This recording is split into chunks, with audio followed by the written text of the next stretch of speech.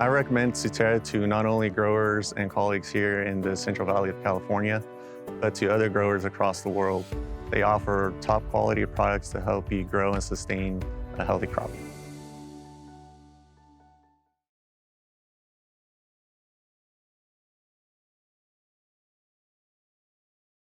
Hello, I'm Matthew Malcolm with California Ag Network reporting to you from a groundwater recharge workshop here today in a walnut orchard in Chowchilla. I'm here with Chase Hurley, one of the speakers today, talked about the potential of groundwater recharge in various forms. I want to hear from your experience in Triangle T District as manager here.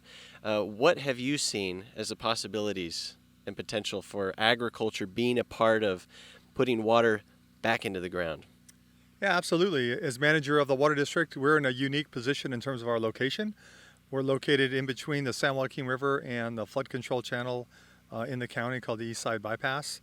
And so we have actually constructed projects. We have one large 300-acre basin that over the last 2 flood years, we've been able to incorporate over 60,000 acre-feet of water into the shallow aquifer within our roughly 14,000 acre boundary.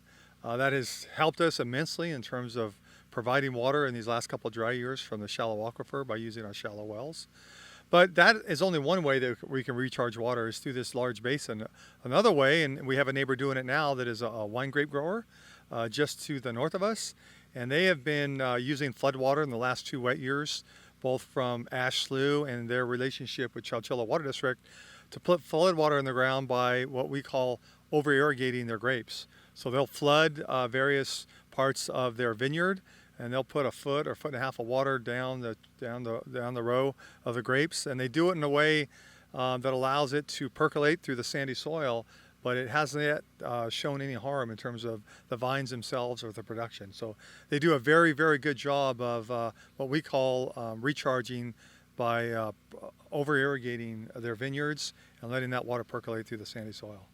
Yeah. And they're doing that in the wet season, right? Whenever they can get extra water, right? That's right. That's right. It's during the wet season, and it usually happens sometime between 1st of January through the 1st of June. And that's sort of when it is. So they'll incorporate that flood water just like we will, either by percolating in the ground, or we'll take that water for direct delivery and use it instead of having to use some of our wells. And it's worked very, very well. We've been doing it in our area since roughly 2018. And it's been very, very successful. And growers, I mean, what would be your message to farmers that want to incorporate this onto their farm, whether it's literally between rows of trees or out in a field or digging a hole, whatever it may be? Yeah, I would say farmers are very creative, and nobody knows the soils of the area better than the farmers. So it does take some science. It's always better if you go out there and do a little work on your soils and do some testing and percolation test, maybe some soil test. But at the end of the day, if they've been there a while, the farmers know what areas of the ranch are sandy and where they can take water. So there is a lot of different methods you can use. You can run strip rows. You may farm 80% of your land, and around the edges, you've left out some land where you're going to only dry farm in the winter, but you've got it set up where you can incorporate floodwater during those 3 or 4 months of the year.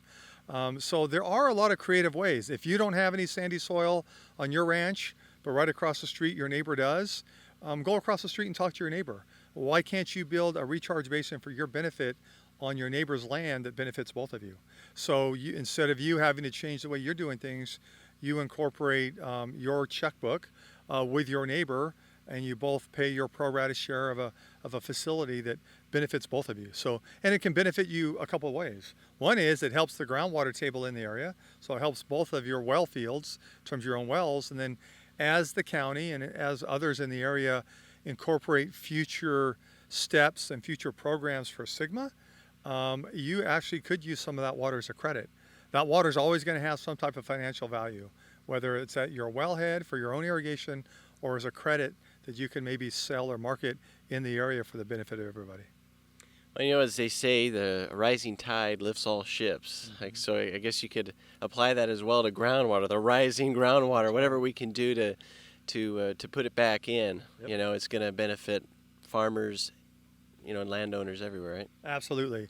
And most people think you get it in the ground and it's elevating groundwater tables, and that's sort of everything, but it really isn't. That is a huge issue.